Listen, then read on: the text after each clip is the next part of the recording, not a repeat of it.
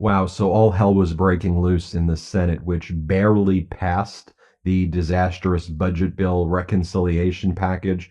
It's now back with the House of Representatives since the Senate version is different than the House version. Let me give a few data points of what's going down. In the Senate, the disastrous budget bill was deadlocked at a 50-50 tie, 50 in favor, 50 against, with MAGA Republican Senators Collins, Tillis, and Paul voting against the disastrous budget bill. So Vice President J.D. Vance had to break the tie, so it became 51-50. That's how the disastrous budget bill passed.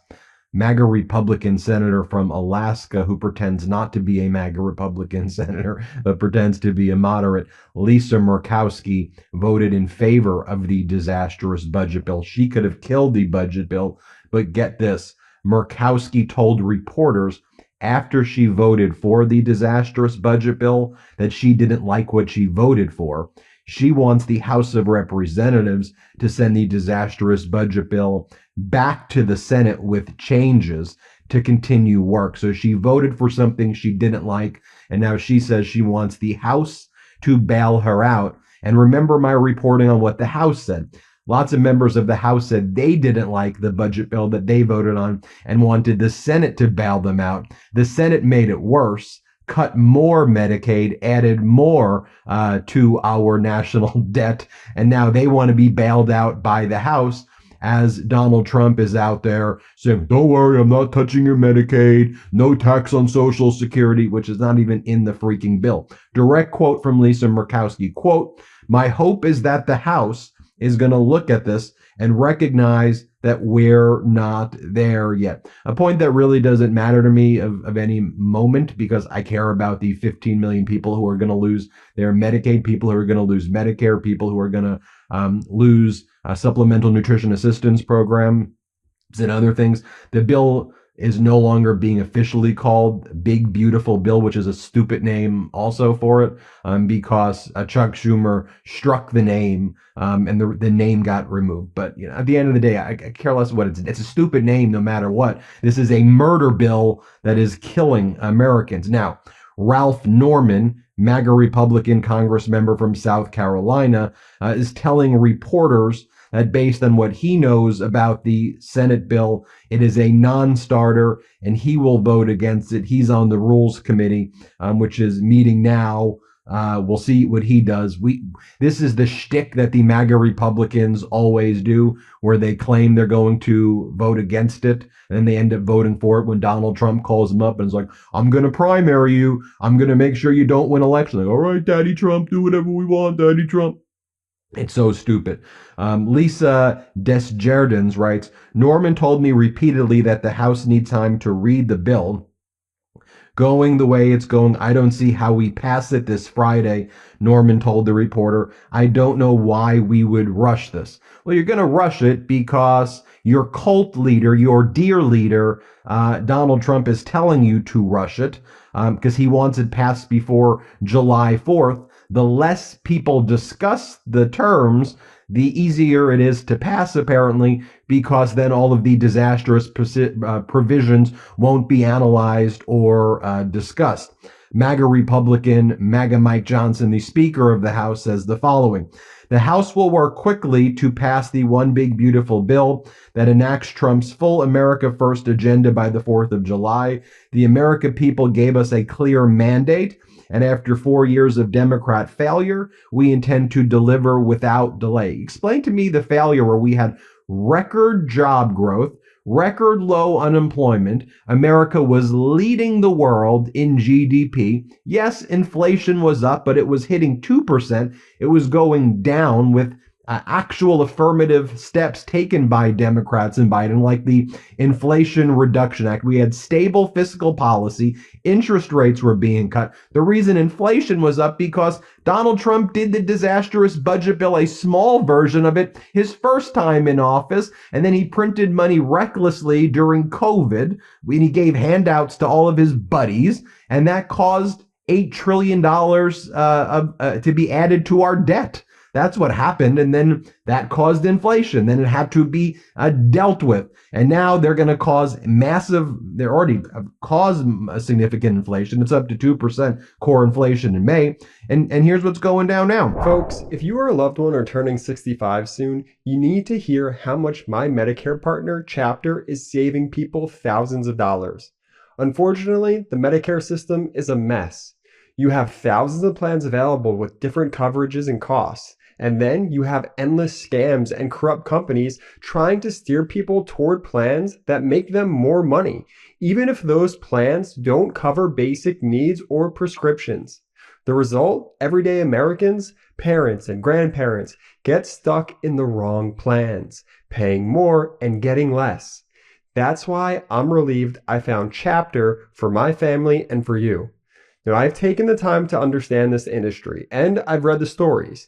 People who are ready to skip medications or leave lifelong homes have been able to stay put and save money simply because Chapter compared every option and found them the right fit. Their advice is honest, their service is free, and their mission is to help. So call Chapter today at 82 Medicare. That's 82 Medicare. You won't regret it. In fact, most people only regret not calling Chapter sooner. You have Vice President Vance. This is the moment where he cast the tie-breaking vote to move the disastrous budget bill forward. Again, now the House has to pass the Senate version. If they make changes, it goes back to the Senate. Reconciliation, the word reconcile. They have to be reconciled together. Here's Vance breaking the tie. Play this clip.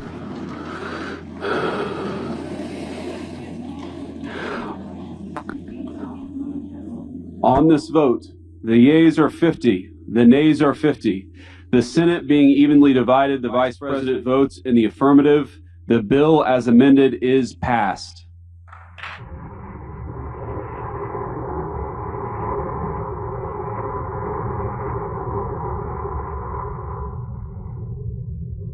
And now throughout the day, we saw Elon Musk attacking the disastrous budget bill, saying that it would destroy the United States of America. So the MAGA darling, Elon Musk, who they all said is the smartest person ever, his algorithms have figured it all out, right? That's what MAGA Republicans were saying about this guy.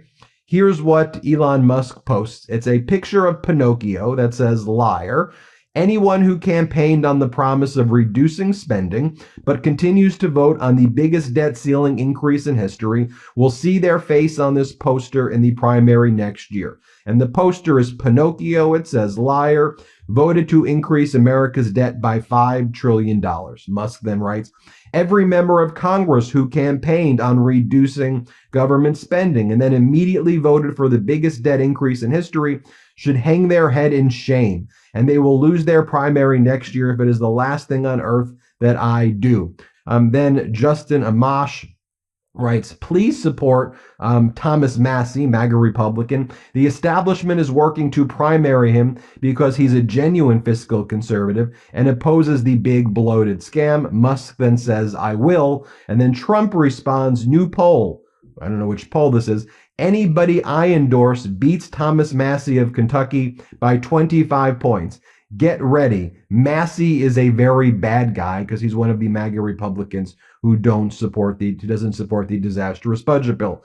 Donald Trump, after hearing that Elon Musk was attacking the disastrous budget bill on a number of grounds, Donald Trump threatens to deport Elon Musk and have Doge go after Elon Musk. This is exactly what we see in oligarchies across the world, where the regime uses the oligarchs at first, but then when the oligarchs fall in disfavor, they're one of the first people the regime goes after. Here, play this clip. The rest. We got a lot of hostages back, but we're going to talk about the hostages. I don't know. I think we'll have to take a look. We might have to put Doge on Elon. You know what Doge is? Doge is the monster that might have to go back and eat Elon. Wouldn't that be terrible? He gets a lot of subsidies, Peter. But Elon's very upset that the EV mandate is going to be terminated. And you know what? When you look at it, not everybody wants an electric car. I don't want an electric car. I want to have maybe gasoline, maybe electric, maybe a hybrid, maybe someday a hydrogen. If you have a hydrogen car, it has one problem. It blows up, you know? So I'm going to give that one to Peter. To let Peter test it out. A reporter asked Donald Trump more questions about Elon Musk, and here's what Trump says. Play this clip. Musk is ripping into this bill again. Are you concerned that Republicans are going to be swayed by Musk and his money? No, I don't think so. I think what's going to happen is Doge is going to look at Musk. And if Doge looks at Musk, we're going to save a fortune. Thank you very much, everybody. I don't think you should be playing that game with me. Mr. President, July 9th tariff guideline. Donald Trump has been posting on social media as well about Elon Musk. Donald Trump says Elon would probably have to close up shop and head back home to South Africa if we investigated him. No more rocket launches, satellites, or electric production, and our country would save a fortune. Perhaps we should have Doge take a good hard look at this. Big money to be saved. By the way, doesn't this also undermine the very purpose of Doge and prove that Doge was being used by Musk in order to help Musk? I mean, this cluster F, you know what I'm talking about here, is just exposing all of these people as just complete and total liars and complete and total frauds right now. But the bottom line is, who's suffering? We, the people, are suffering. And talking about the big frauds out there, I mean, Lisa Murkowski of Alaska. Her focus, and I understand she represents Alaska, which has less than 800,000 people who live in Alaska. I care deeply about the people who live in Alaska. I think Alaska is a beautiful state.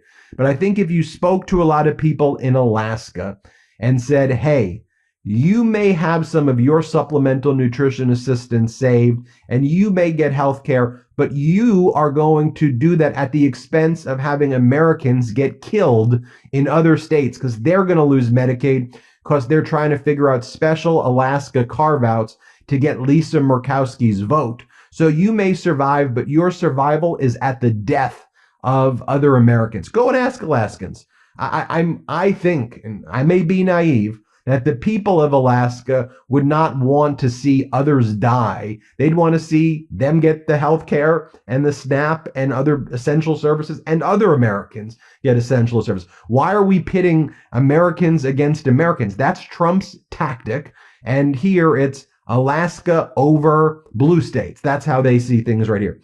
Here was Lisa Murkowski back on April 17, 2025, where she said that she's afraid to vote against Trump because she fears retaliation. You could hear her in her own words say it. Here, play this clip. And I'll tell you, I'm oftentimes very anxious myself about using my voice, because retaliation is real. Now, here is Murkowski saying that Trump engages in authoritarian acts. This was an interview she did a little while ago. Play this clip. I think the comment that I made was, is he being authoritarian, or is it Trump being Trump? I think we are seeing authoritarian acts. Is there a red line for you? I have told people that when it comes to legislating, I don't like to advertise what my red line is because I've got to negotiate, right? But I think that when you have clearly overstepped that rule of law, when you have defiantly pushed back on the Supreme Court as a president and said, I'm going to disregard that. I think those are red lines. And here's Murkowski on the floor of the Alaska's legislature. And here's what she says about the Trump regime as well. Play this clip. Quite honestly, I've been stunned by a turn of events that would appear that we might abandon Ukraine and collapse longstanding alliances from NATO to NORAD. And then we've got two close neighbors here in Alaska. We got Russia over here. We've got Canada over here. How we came how we came to a place where we're fighting now with Canada and we're making nice with Russia, it's beyond me. And as long as we've got to send up fighter jets to chase off Russian bear bombers from our addies, I'm not going to trust Putin here, and I'm not going to be quiet about it. I'm going to stand up and say so.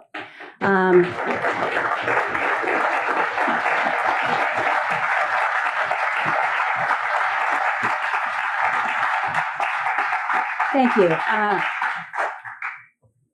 Meanwhile, Donald Trump continues to incessantly lie about the budget bill. He claims it has no tax on Social Security, which is not in there. By the way, the no tax on tips provision, that expires pretty soon. So it's like temporary, and the exemptions and how it's framed, it's providing really no major material benefit as well. It's just a gimmick that's put in there.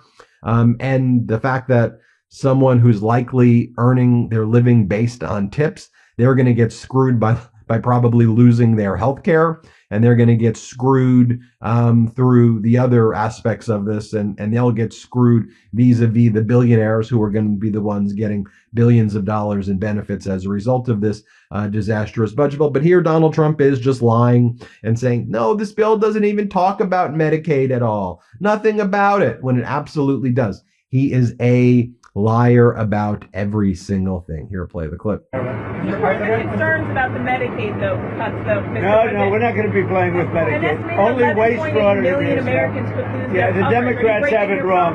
Yeah, waste, fraud, and abuse. In fact, if you look at what's gone on, we've gone way back. We take care of Medicaid. We take care of Medicare. They will blow Medicare and Medicaid because they have no idea what they're doing. Just like they don't have any idea what they did on the border, they have no idea. Medicaid is in big trouble with the Democrats. So you can promise anyone who loses their health care coverage, that is because of waste, fraud, and abuse? Waste, fraud, only waste, fraud, and abuse, which is what everybody wants. So that's where we are now. So what happens next? It goes to the Rules Committee. The Rules Committee votes on it. Then it goes to a full vote in front of the House. We'll see if there are changes that get added or don't get added. That's what we follow now. If there are changes that get added, it has to go back to the Senate. What we look for in the House now is, you have the so-called moderate Republicans, which I don't think exist. These moderate Republicans, again, I call them just MAGA Republicans, they now have to tell their constituents that the Senate is cutting even more of Medicaid. And then you have, others as well who say that the Senate made things worse when it comes to increasing the debt ceiling by $5 trillion and increasing our debt by trillions of dollars more. We'll keep you posted every step of the way. That's where we're at now. Hit subscribe. Let's get to 6 million. We'll keep you posted.